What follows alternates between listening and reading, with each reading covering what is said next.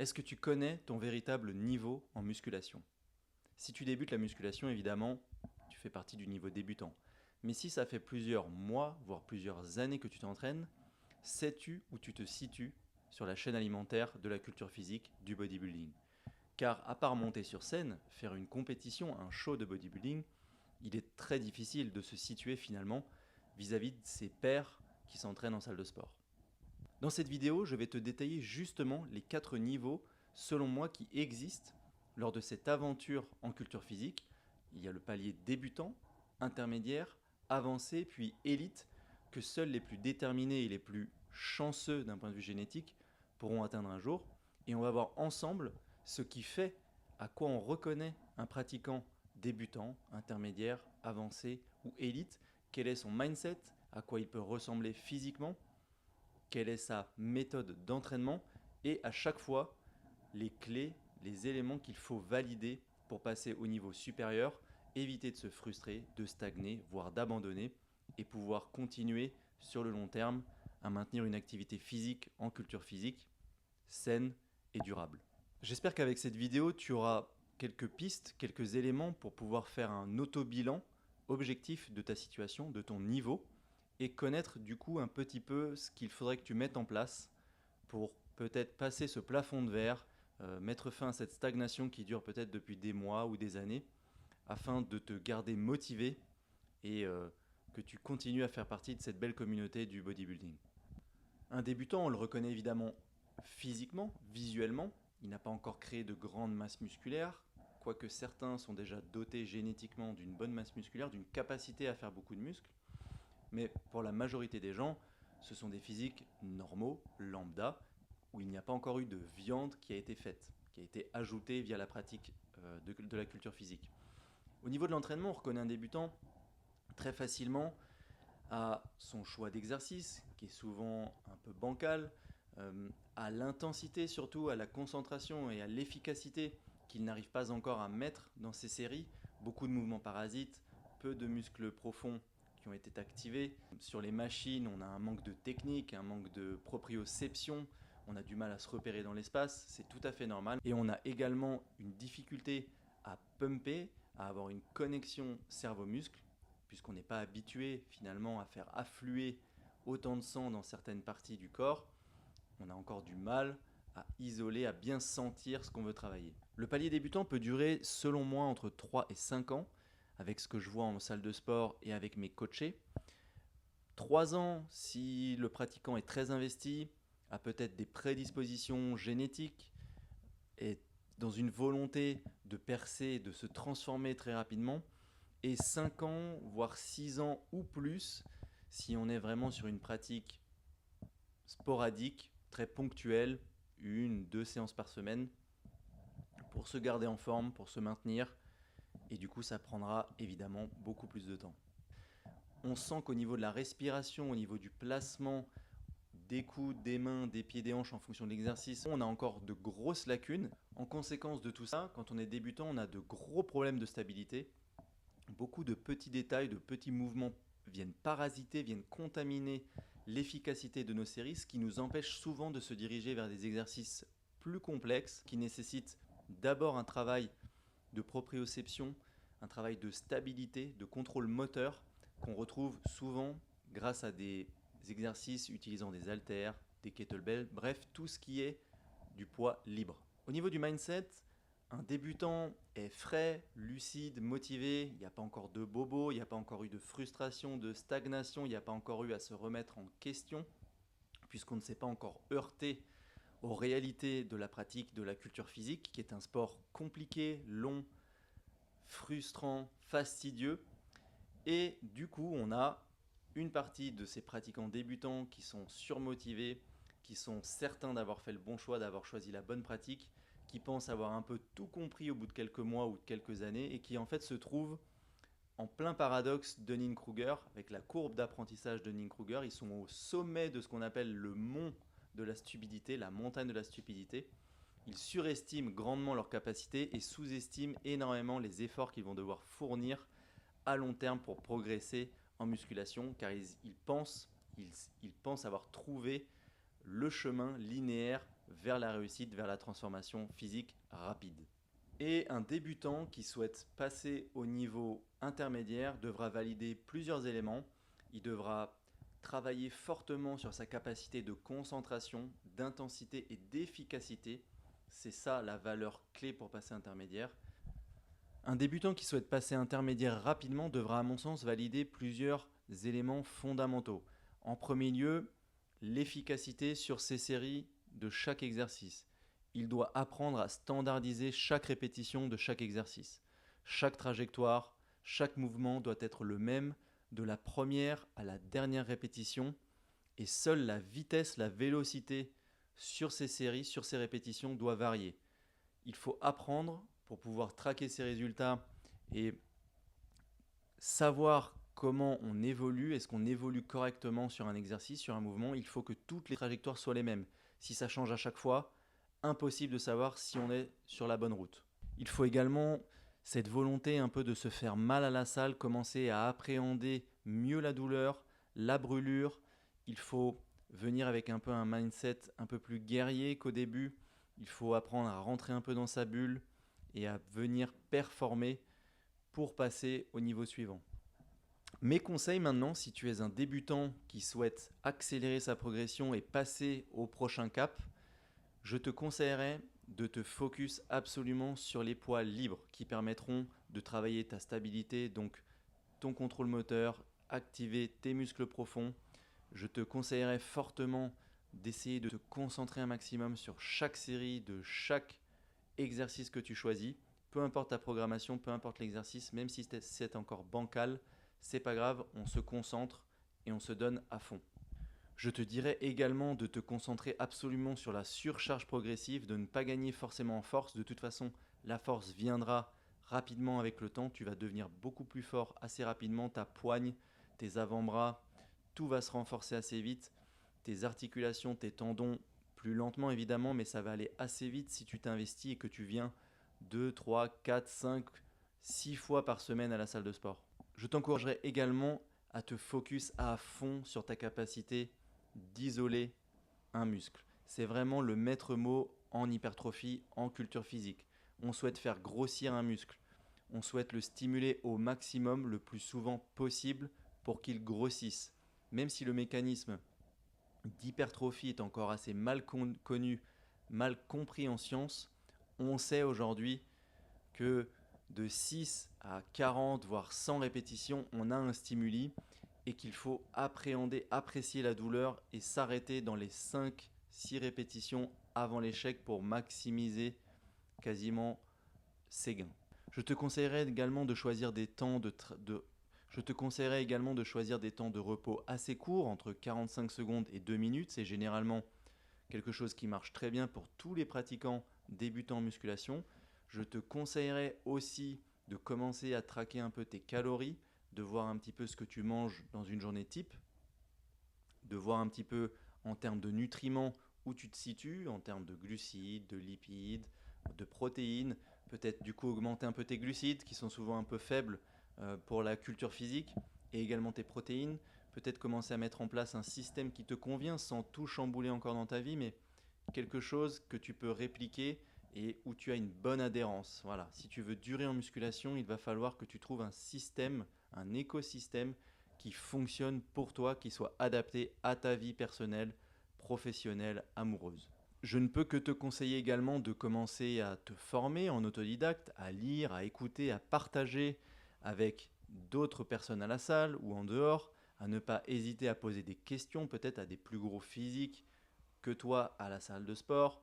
Et si tu veux maximiser encore plus tes gains et aller plus rapidement vers le palier intermédiaire, peut-être prendre un coach qui saura te faire perdre peut-être les mauvaises habitudes que tu auras prises et qui saura maximiser ta progression afin de ne pas te frustrer, de ne pas stagner et de ne pas désespérer, voire abandonner. Un débutant, normalement, au bout de quelques années, il commence à comprendre ce qu'est la culture physique, il commence à comprendre qu'il doit se faire un petit peu mal, qu'il doit accepter la douleur et il est prêt à passer au stade intermédiaire qui est pour le coup le stade peut-être le plus compliqué à outrepasser, qui dure le plus longtemps et où souvent on a le plus de remise en question nécessaire et on arrive finalement dans cette vallée de l'humilité du paradoxe Dunning-Kruger que j'ai évoqué un petit peu avant. Alors le palier intermédiaire, il peut durer, je dirais, 3-4 ans comme il peut durer toute la vie. C'est-à-dire qu'en salle de sport, on voit des pratiquants qui sont bloqués à ce stade, qui ne passeront littéralement jamais, et ça, peu importe leur âge. Parce qu'en fait, la progression en musculation n'est pas qu'une affaire physique. Elle est une affaire physique, psychologique et académique selon moi. Il faut se donner physiquement, mais il faut aussi avoir l'état d'esprit et il faut apprendre. Ça, c'est le volet académique. Il faut devenir un meilleur athlète. Il faut pouvoir comprendre ce qu'on fait. Car si on ne sait pas ce qu'on fait lors du palier intermédiaire, on risque de mal choisir ses programmations, mal choisir ses exercices, mal choisir ses temps de repos, mal choisir son mode de vie, se frustrer, stagner, désespérer, voire abandonner. Donc pour éviter tout ça et continuer à faire partie de cette grande famille du bodybuilding et avoir des résultats, donc profiter, kiffer cette pratique, il faut souvent se remettre en question. Car le bodybuilding, la culture physique, est sans doute le seul sport au monde où plus on en fait, plus il est possible de stagner, voire de se frustrer, de se blesser. Donc il faut faire les choses intelligemment à partir d'un certain moment. Au niveau de l'entraînement, on reconnaît un intermédiaire à sa capacité à mieux se concentrer qu'un débutant, à sa capacité à mieux choisir ses exercices principalement et surtout à son niveau de force. On sent que les années de travail payent, qu'au niveau articulaire, tendineux, on est beaucoup mieux, on est plus résistant, on est beaucoup plus en confiance et on est beaucoup plus stable. Ce qui permet une meilleure capacité de pump, une meilleure capacité d'isolation et une capacité à travailler enfin sur des mouvements un peu plus complexes et à choisir des machines.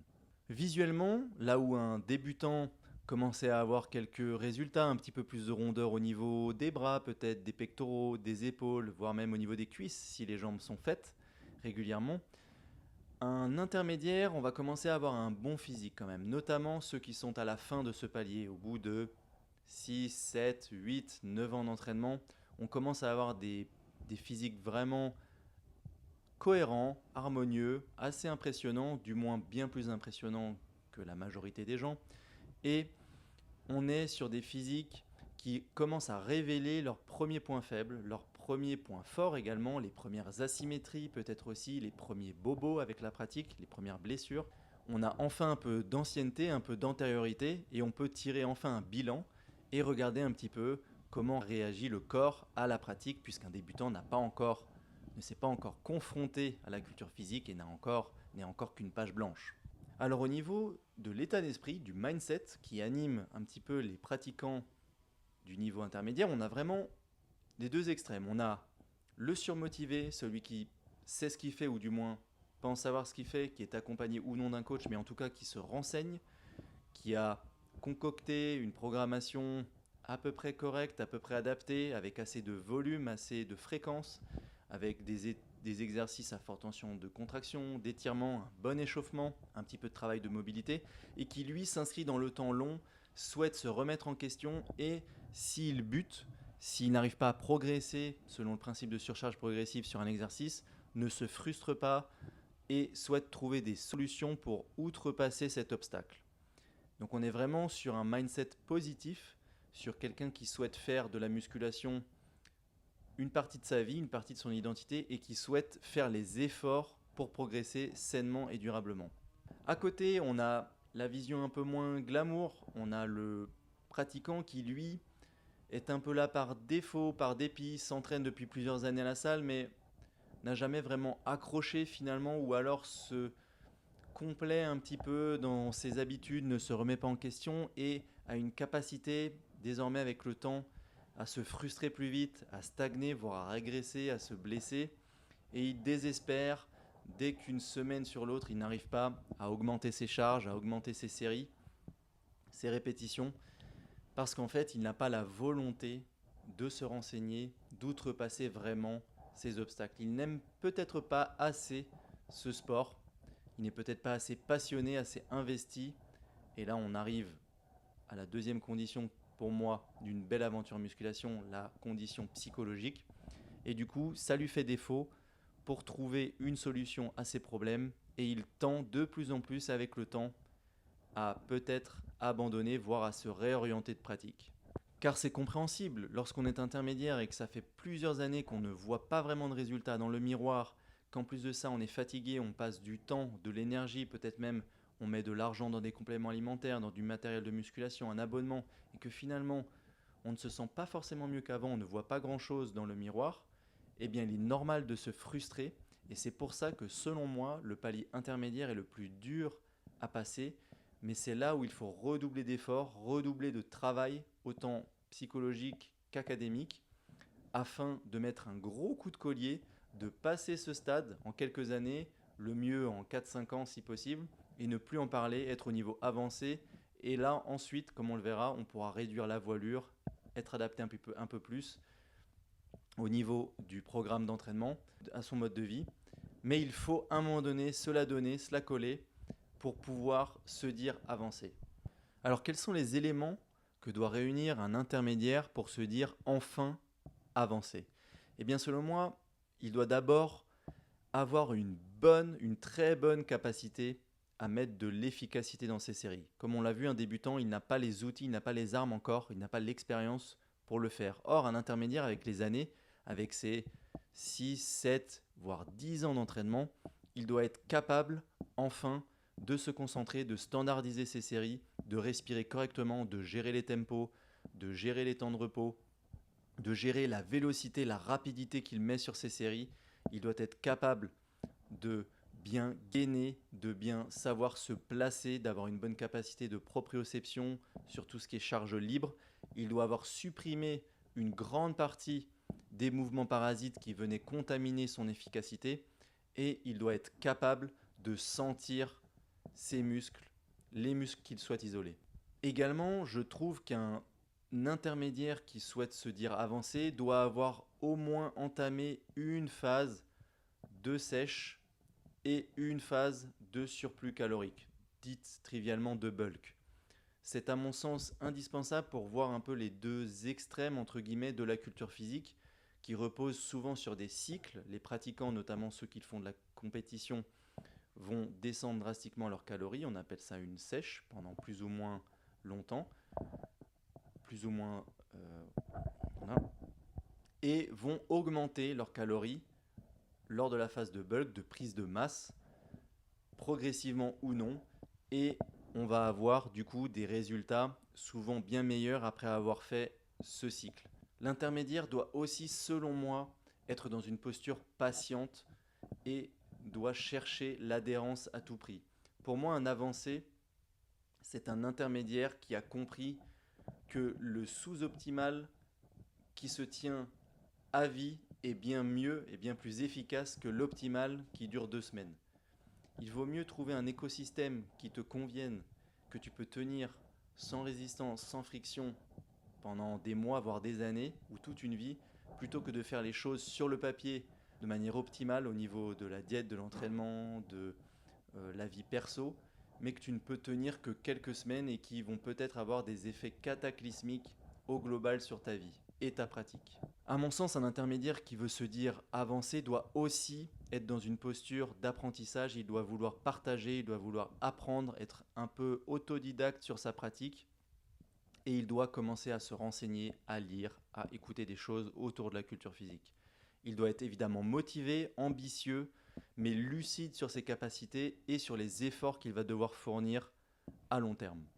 Alors maintenant, pour les conseils que je donnerais à un intermédiaire, puisque j'étais encore dans ce stade il y a, je dirais, 1 an et demi, 2 ans, et j'y suis resté pendant bien 5-6 ans, je te conseillerais, si tu es dans ce cas de figure, de continuer à mettre une grosse intensité avec une grosse fréquence et un gros volume d'entraînement. Je m'explique. Je te conseillerais d'aller à la salle pas moins de 4 fois par semaine et de faire au moins 4 à 5 exercices par séance minimum avec 3 ou 4 séries minimum.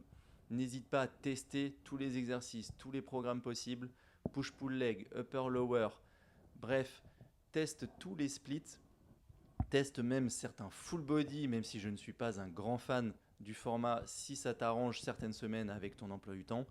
Bref, il faut juste que tu show up, comme on dit à la salle. Il faut que tu viennes, il faut que tu bombardes, que tu aies un état d'esprit de guerrier et il faut que tu donnes tout, même pendant 1 an, 2 ans, pour essayer d'aller toucher le stade avancé plutôt que de stagner, de te frustrer pendant 10, 20 ou 30 ans. Car la musculation, c'est un sport simple sur le papier, mais si dur lorsqu'on commence à le pousser un petit peu. C'est peut-être le seul sport où les années ne veulent rien dire. On peut voir des pratiquants, des jeunes par exemple, qui ont 4-5 ans dans les pattes et qui ont déjà des niveaux exceptionnels, tant d'un point de vue physique qu'académique. C'est ça le plus impressionnant, c'est qu'ils savent ce qu'ils font, en plus d'avoir un bon physique, et parfois, avec en plus cette optimisation hormonale de la jeunesse, de la fin de l'adolescence et du début de l'âge adulte, ils peuvent avoir des résultats stratosphériques, alors que si on commençait la musculation bien plus tard, un peu en dilettante, et bien parfois on n'arriverait pas en 20, 30 ou 40 ans à avoir ne serait-ce que la moitié du physique d'un jeune qui aurait fait les choses bien, ne serait-ce que pendant 3-4 ans. Je conseillerais également à un intermédiaire de beaucoup manger, du moins de bien manger et d'être en surplus calorique, au moins de 100 à 150 voire 200 calories, ou au moins en maintien, et à bombarder à la salle de sport. Je pense que pour passer le palier de l'intermédiaire, ce no man's land insupportable qui semble éternel, il faut créer le plus de viande possible, le plus rapidement possible. Et pour ça, il faut gérer sa diète, traquer sa diète évidemment, traquer ses résultats dans une application ou peu importe. Et il faut être capable d'augmenter, réduire ses calories avec un plan clair. Je te conseillerais également d'utiliser des techniques d'intensification, peut-être des drop sets, des rest pause, des run de rack sets, aussi tester peut-être le format top set, back off set sur une série. Je ne vais pas détailler ici, mais tu trouveras toutes les informations sur internet. Je te conseillerais également d'utiliser du matériel, par exemple des sangles de tirage pour tout ce qui est séance dos ou séance chaîne postérieure pour le deadlift, d'utiliser peut-être aussi des ceintures, des gants, je ne sais pas, tout ce qui peut te permettre d'être en confort le plus possible à la salle, puisque finalement le no pain, no gain n'est pas vraiment adéquat en musculation, c'est même peut-être contre-productif de penser ça. Car plus on est en confort en musculation, moins on a de gestes parasites, moins on est perturbé et mieux on peut isoler.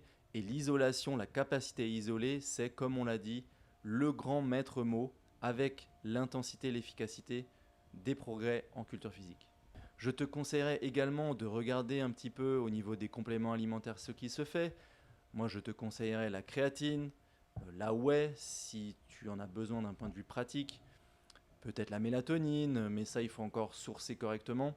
Et évidemment, commencer à se renseigner sur l'hydratation, la consommation de sel, les micro-éléments, les oligo-éléments. Au niveau de l'hygiène de vie globale, je ne te fais pas un dessin. Si tu souhaites passer au niveau avancé, il faut que tout soit au diapason. Du moins, il faut que tu aies un mode de vie plutôt sain, avec une consommation d'alcool peut-être réduite. Au moins, il faut que tu dormes correctement et il faut que tu aies mis en place un écosystème qui te permette d'éviter les blessures, de récupérer le mieux possible, puisque plus tu vas récupérer correctement, plus tu pourras retourner à la salle, et plus tu vas à la salle, plus tu mets du volume, et le volume est un facteur clé de croissance musculaire. Et enfin, dernier point, si tu veux passer avancé, à mon sens, il faut que tu sois curieux et que tu sois dans une volonté, une posture de devenir un meilleur athlète au global, pas seulement en culture physique, mais aussi en tant que sportif, simplement d'un point de vue général. Peut-être te renseigner désormais sur la mobilité, sur certaines routines d'échauffement qui te permettront d'optimiser encore plus tes séances. Voilà pour le stade intermédiaire. J'ai passé beaucoup de temps, mais ça me tenait à cœur de te donner tout ce que je sais par mon expérience afin que tu puisses progresser et en finir avec ce stade assez insupportable. Et maintenant, on va pouvoir passer au troisième palier. Là, ça commence à causer, le palier avancé. Alors le palier avancé, je pense qu'il peut durer entre 5 et 10 ans, voire, encore une fois, ne jamais être dépassé, puisque pour atteindre le 4e niveau qu'on verra à la fin de cette vidéo, le palier élite, Il faut souvent une combinaison de plusieurs facteurs, de plusieurs éléments qu'il est difficile de réunir, notamment lorsqu'on est amateur. Mais rien d'impossible, donc reste motivé et on va voir ensemble ce qui, à mon sens, fait un pratiquant avancé et ce qui devrait valider pour essayer d'atteindre le Graal. Alors à quoi on reconnaît un pratiquant avancé en culture physique lorsqu'on est en salle de sport ou ailleurs? Eh bien c'est simple, ce pratiquant arrive à mettre une bonne, voire une très bonne efficacité dans ses séries. Les répétitions sont toutes les mêmes, il y a de la vélocité, il y a du contrôle, il n'y a pas de geste parasite, il y a une respiration au diapason, il y a un gainage, un contrôle moteur, un pump. Bref, il y a tout ce qu'il faut pour tirer profit de 2, 3, 4 séries sur chaque exercice. Et on sent que le pratiquant est maître de ses mouvements, maîtrise les charges, ne subit plus le tonnage et est dans une posture de préservation articulaire, tendineuse, connaît son corps, a déjà subi sans doute des blessures et sait un peu où il doit s'arrêter en termes d'amplitude, où il doit s'arrêter vis-à-vis de sa mobilité. Il sait se conserver, se préserver et il sait que le sport, la culture physique en tant que sport, en tant que pratique, est un sport où il faut faire attention à la blessure qui est finalement la némésis, la grande peur de tout pratiquant. Par ailleurs, le pratiquant avancé a souvent, même toujours, pour en arriver là, c'est indispensable, une programmation qui est au moins correcte. Elles sont rarement parfaites, elles sont rarement complètement adaptées à la morpho-anatomie, aux longueurs osseuses, aux bras de levier de chaque pratiquant, mais au moins il y a un effort, il y a un choix des exercices, une variation, une variabilité entre les exercices à forte tension d'étirement, à forte tension de contraction, il y a l'utilisation de machines, l'utilisation de câbles, l'utilisation de poids libres et des bonnes routines d'échauffement qui permettent d'optimiser l'entrée dans les séries, dans l'entraînement. Et là où ça pêche un petit peu souvent quand on est avancé, c'est en plus on a eu quelques blessures souvent au passage, c'est au niveau de la mobilité, que ce soit scapulaire, de hanches, de genoux, de chevilles. Et c'est souvent là où la grande marge de progression se situe pour un avancé. L'avancé périodise aussi régulièrement son entraînement, du moins c'est ce que je vois en salle, pas toujours, mais on a souvent des cycles un peu plus force, un peu plus hypertrophie, séries longues, et parfois des séries de déload pour un petit peu sauver le nerveux, faire récupérer un petit peu. Certains pratiquants comme moi pratiquent rarement le déload, mais on est souvent aussi dans une alternance entre séances un peu plus force, 6-8 reps, en fonction des mouvements encore une fois, et parfois même 15-20 reps lorsqu'on sent que ça commence à tirer au niveau de certains groupes musculaires. Alors visuellement, physiquement, un pratiquant avancé, c'est bien simple, on le reconnaît dans la rue, on le reconnaît sur la plage, il a souvent un physique très impressionnant, il n'a pas le niveau élite, mais par rapport au moldu classique, comme on dirait, il a un physique extrêmement qualitatif, plus ou moins dur, plus ou moins dense, avec plus ou moins de stries, plus ou moins de sèche. Mais on a souvent des physiques assez cohérents, assez harmonieux, avec une bonne masse musculaire. Et on a souvent aussi un bon niveau de force globale. Au niveau de l'état d'esprit, au niveau du mindset d'un pratiquant avancé, eh bien souvent on a des gens qui sont complètement piqués, tout simplement, qui sont addicts, qui sont accros, qui ne pourraient pas se passer de la culture physique, qui ne pourraient plus s'en passer. Il n'y a plus besoin de motivation, il n'y a plus besoin de discipline. On va à la salle parce qu'on adore ça, parce qu'on aime ça, et ça fait partie de nous, comme se laver les dents, manger, boire, peu importe. La culture physique devient une identité, voire même peut-être un métier, comme pour moi le coaching. Et on est vraiment sur une catégorie de pratiquants qui ont la volonté de faire avancer leur sport, de partager, qui veulent transmettre une énergie positive et qui veulent faire connaître les bienfaits de la culture physique en tant que pratique sportive, car oui, la culture physique a une place à part entière et n'est pas juste un simple accessoire d'une autre pratique sportive. Parmi ces pratiquants, on a aussi ceux qui souhaitent faire de la compétition, faire des shows, monter sur scène en bodybuilding et qui sont très motivés, très ambitieux encore, qui nourrissent de grands projets. Et à côté, on a ceux qui sont plus amateurs, qui ont réussi par leurs efforts et avec les années à développer un très bon physique, à arriver jusqu'au niveau avancé, mais qui maintenant souhaiteraient maintenir la voilure simplement, rester sur un rythme de croisière, s'entraîner 3 fois, 4 fois par semaine au lieu de 6 ou 7 fois comme avant. Et du coup, c'est ça qui est bien quand on est un avancé, c'est qu'on n'a plus besoin de mettre autant de fréquence, peut-être autant de volume pour maintenir sa masse musculaire, puisqu'en bodybuilding, le plus dur, ce n'est pas de sécher, ce n'est pas de maigrir, c'est de beaucoup manger et de faire du muscle, puisqu'en plus, sur ce point, nous ne sommes pas tous égaux, nous avons chacun des prédispositions génétiques, certains à faire du muscle, certains à ne pas tomber malade, d'autres à prendre du poids, d'autres à en perdre ou à en brûler, bref, peu importe. Mais on est sur un sport de base discriminant, de base inégalitaire, inégal, où l'équité n'a pas sa place, mais ça n'en fait pas moins, ça n'en reste pas un sport absolument merveilleux, où tout le monde peut prendre du plaisir et améliorer sa vie au global. Alors quels sont les éléments que doivent valider les pratiquants avancés comme moi pour devenir élite? Alors, ce sont des éléments du coup que je m'efforce moi aussi au quotidien de réunir et j'espère un jour atteindre le niveau élite. Mais en tout cas, je crois qu'on a vraiment ce besoin quand on est avancé de se rassurer sur le fait que ça va prendre du temps et que peut-être on n'y arrivera pas. Peut-être qu'on n'arrivera pas à passer élite et que c'est complètement ok. Et que finalement, l'objectif, c'est pas d'arriver, c'est le chemin en tant que tel. Donc je pense qu'il y a ce besoin de s'inscrire encore plus dans le temps long, de ne pas culpabiliser, de ne pas relâcher ses efforts. En revanche, si on a toujours des ambitions qu'on nourrit de grands projets, comme par exemple monter sur scène et développer un physique stratosphérique au niveau élite, mais je pense que le pratiquant avancé doit respirer un grand coup, s'en tenir à son plan. Évidemment, s'il fonctionne, s'il voit qu'il y a même des progrès mineurs régulièrement, il doit s'en tenir à son plan, faire taire les parasitages, faire taire les voix un peu démoniaques de l'industrie du fitness qui essayent de lui vendre peut-être certaines choses un peu miraculeuses mais qui ne fonctionneront pas, ou du dopage, ou voilà. Je souhaite que, en tout cas, que tous les pratiquants naturels comme non naturels qui m'écoutent, respirent un grand coup et se disent que le niveau élite ne sera peut-être jamais atteint, mais que l'important n'est pas là, c'est le plaisir qu'on a chaque jour de s'entraîner, le plaisir qu'on a chaque jour de se voir évoluer et d'être mieux pour soi et avec les autres grâce à ce sport. Simplement, pour passer au niveau élite maintenant, de manière très pragmatique, il faut avoir développé une grosse masse musculaire.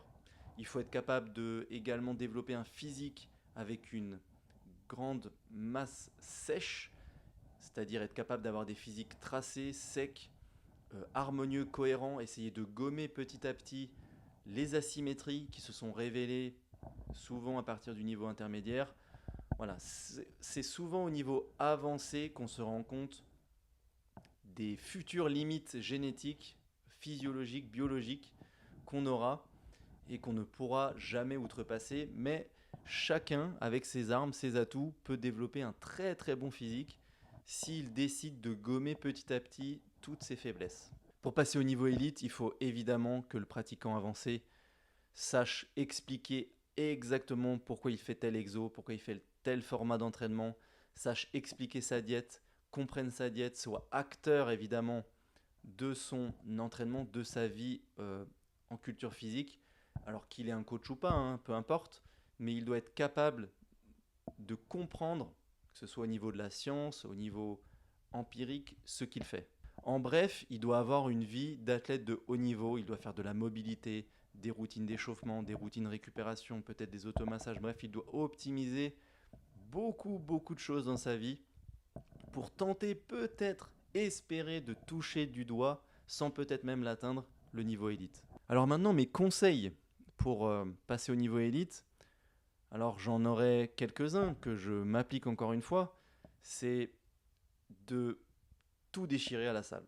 Voilà, tout déchirer à la salle, arriver en guerrier et essayer de tirer profit un maximum de chaque répétition, de chaque exercice. De continuer à pousser et surtout de ne pas trop s'isoler. Je pense que c'est le maître mot, le maître conseil que je donnerai à un avancé qui, d'un point de vue souvent théorique et pratique, sait déjà tout.